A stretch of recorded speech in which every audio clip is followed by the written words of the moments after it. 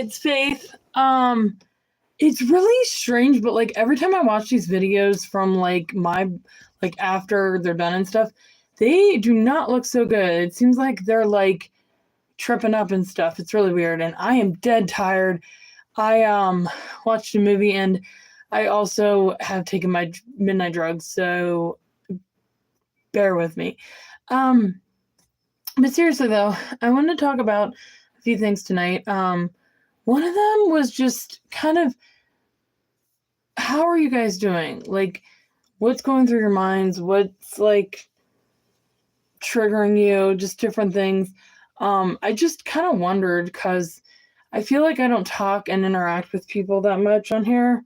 So I just kind of wondered how you were doing. Um, that being said, I also wanted to talk about God. Um, this is a kind of interesting story. So I hate driving in the rain. I hate driving in the snow. I have to wear glasses anyway, so it's just really hard to drive in it. And so I was driving in the rain. I want to say this was like a month ago. And it was like pelting down. It was really hard to see. And I felt like the more I expressed to God how much I didn't know why he was letting it rain and all this stuff, like not trusting his plan, the more it got worse. And I was like, after a while, I'm like, okay, I trust you. And it was like immediately after that, it like slowed down. And I thought that was so cool because now I have this like backup plan in my mind that when things go wrong, I just say, I trust you. I trust you. Because God knows what he's doing. And I read in this book somewhere that like when we don't trust God, when we don't trust his plan, we're actually like making him upset. We wrong him because he knows exactly what he's doing. And in that book that I wrote, Answer Me, it talks about how God ordains everything for your good. If you're sinning, if you're living in sin and things are going bad, well, yeah, they're going to go bad. That's not the way nature works. So, but God is a very good God, and he, just lets everything happen for our good, and he will always live that way. And then, of course, we have paradise at the end of our lives. So that'll be fun.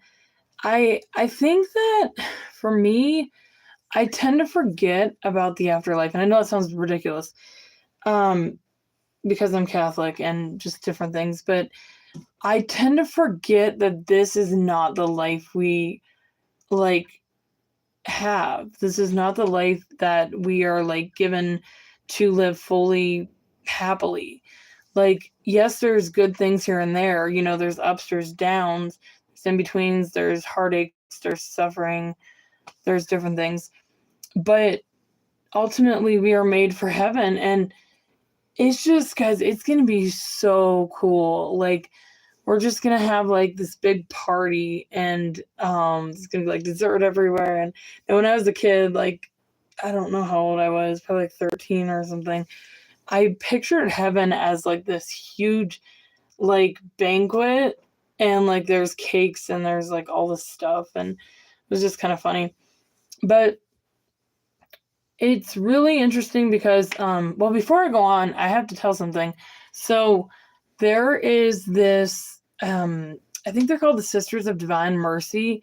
They have like this podcast or like a YouTube thing. It's really cool, but they have like the can't think what it's called, where like Jesus the host is out, like Eucharistic adoration.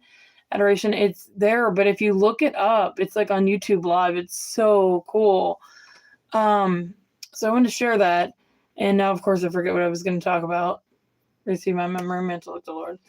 But yeah, and then I've been trying. I know I'm not the only one that feels like they're not where they're supposed to be in life. So I figured we could talk about that a little bit. So I had this whole plan for my life. So when I was 15 or 16, I think I was 15, wanted to get married when I was 16. Now, mind you, that was like 14 years ago, and I'm still not married. So I wanted to bring up the question, what if you are right where you're supposed to be in life? So, there's so many ways that we could like approach this. But I think it's really hard for people to recognize and to like listen to that voice of God telling them they're exactly where they're supposed to be. And that's not saying you shouldn't dream and want to go other places and do different things, but where you are is where you're supposed to be, because even if you've made mistakes or done things that you wish you hadn't done and things, you're still right where God wants you to be. And you have to thrive in that moment because that's where you are. So I just want to talk about that because I, for one, like, will sit down and start talking to God and being like, I don't want to be here. I'm getting so tired. I gotta go. God bless.